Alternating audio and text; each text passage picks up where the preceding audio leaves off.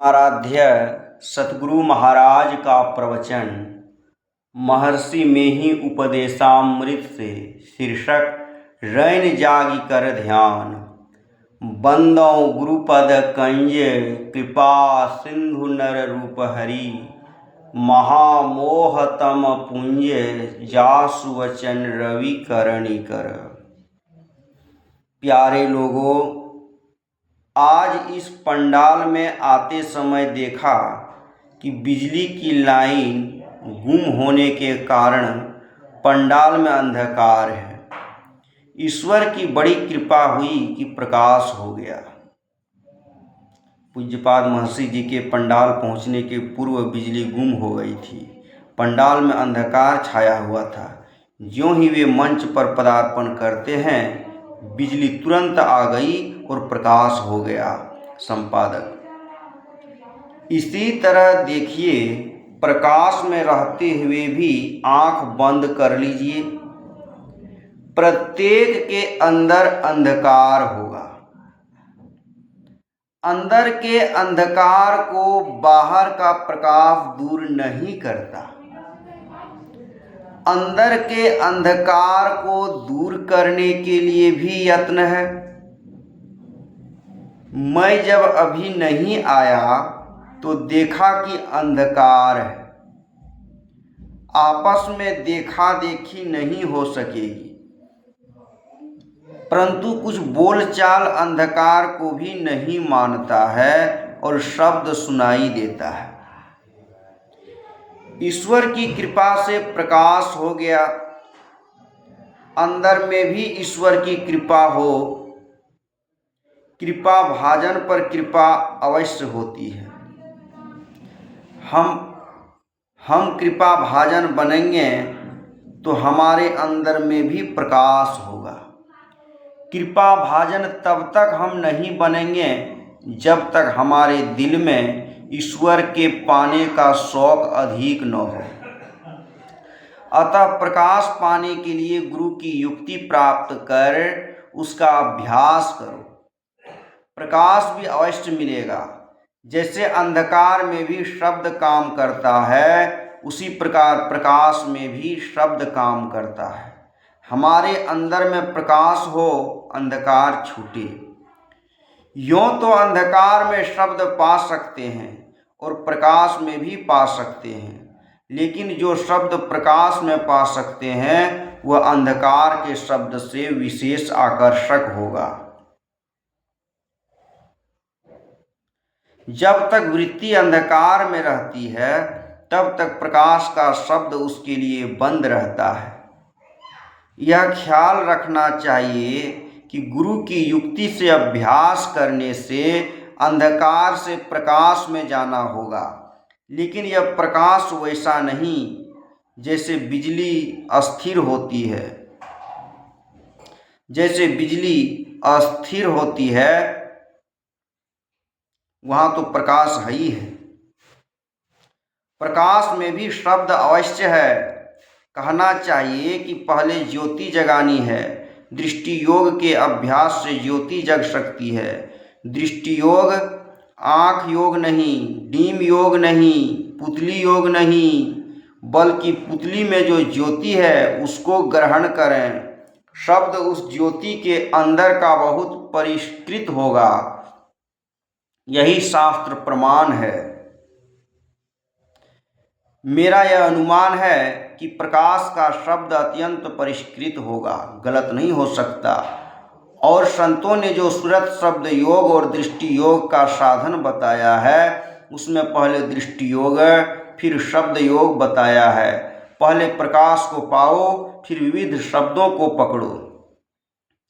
गुरु की युक्ति से प्रकाश में शब्द हो। गुरु की युक्ति से प्रकाश में शब्द को पकड़ो।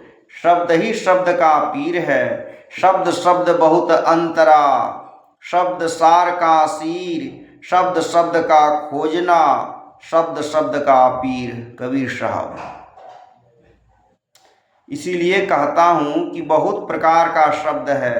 एक प्रकार का शब्द पकड़ो तो दूसरे प्रकार का शब्द होता है, दूसरे प्रकार का शब्द पकड़ो तो तीसरे प्रकार का शब्द होता है, तीसरे प्रकार का शब्द पकड़ो तो चौथे प्रकार का शब्द होता है, चौथे प्रकार का शब्द पकड़ो तो पांचवें प्रकार का शब्द होता है। फिर वह शब्द ऐसा है कि अकह जो कहने में नहीं आते। ऐसे तत्व को पाकर संत लोग सुखी होते हैं। संत लोग वे ही होते हैं जो शांति पाते हैं, शांति वे ही पाते हैं जो अकह शब्द को पाते हैं। उनके लिए अकह शब्द पाना कठिन नहीं है। सब भाई अपने अपने घर जाकर सत्संग करके प्रकाश में जाने की खोज गुरु के द्वारा करें। जब तक बाल बच्चे को ज्ञान आवे तब तक वे सत्संग भी करें और विद्या भी सीखें। फिर उम्र बढ़ जाने पर विद्या प्राप्त कर लेने पर अपने रोजगार को करते हुए सत्संग और थोड़ा थोड़ा प्रातः और सायंकाल संध्या भी करें, अथवा जिसको विशेष समय रहे त्रैकाल संध्या करें, नहीं तो कम से कम प्रातः और सायं 2 काल तो अवश्य करें। संत चरणदास जी ने कहा है, दिन को हरि सुमिरन करो, रैन जागी कर ध्यान, भूखी राखी भोजन करो, तजी सोवन को बान। 4 पहर नहीं जगी सके, आधी रात सु जाग, ध्यान करो जप ही करो, भजन करन कू लाग। जो नहीं श्रद्धा 2 पहर, पिछले पहरे चेत, उठ बैठो रटना रटो, प्रभु सु लावहु हेत। जागे न पिछले पहर, करे न गुरु मत जाप, मुँह फाड़े सोवत रहे, ताकू लागे पाप। क्या पाप लगेगा? आलसी होने का और भजन नहीं करने का, जप नहीं करने का। अब हम सब लोगों के सत्संग का यही आखिरी समय है। सबको घर जाना है, जिनको रात में जाना है वे रात में जाएंगे और जिनको दिन में जाना है वे दिन में जाएंगे। यहाँ जो शिक्षा संतवाणी के अनुकूल मिली है उसको स्मरण करते रहने से बाहर संसार में भी लाभ होगा और अंतर साधना में भी लाभ होगा। मेरे शरीर में जो व्याधियाँ हैं उसका आक्रमण सहते हुए यहाँ हम आए हैं। आप लोगों के दर्शन से मुझे खुशी है। यदि आप लोग मुझे देखकर शायद खुश होते हैं, यह खुशी यदि आपको होती है तो मेरे कहे अनुकूल अपने अपने घरों में जाकर साधन भजन करें। साधन भजनहीन एक दिन भी नहीं रहें। प्रातः सायं और जिनको समय है दोपहर भी भजन करें। मुझे यही कहने की इच्छा होती है कि हम लोग जहाँ तहाँ से यहाँ आकर आपस में मिलकर ईश्वर की कृपा से जो सत्संग किए हैं अपने अपने घर जाकर भी सत्संग करें। अभी जैसे पंडाल में हम लोग अंधकार के बाद प्रकाश पाए हैं, उसी तरह अंदर में भी अंधकार के बाद प्रकाश पाने का अभ्यास करें। प्रकाश के बाद शब्द का भी भजन करें। अनुभवी संत लोग कहते हैं कि शब्द है, मैं भी कहता हूँ कि शब्द है। अनुभवी की बात भी माननी पड़ती है। जब हम बच्चे थे तब पढ़ाया जाता था कि अक्षर फलांग है। विद्यालय में पढ़ते थे। बचपन में यह बात नहीं थी कि यह अ क्यों वह क क्यों। जो पढ़ाया गया पढ़ा, लेकिन निष्फल नहीं हुआ। पढ़ते पढ़ते विशेष पढ़े तब तर्क करने का मौका मिला है। इसी तरह संत लोग हैं, उनके वचन में बिना कुछ संदेह करते हुए हम लोगों को साधन भजन करना चाहिए। संतों का वचन स्थिर है। हम लोग जहाँ तक संतों के वचन को एकत्रित कर सके हैं वह सत्संग योग नाम की किताब में है।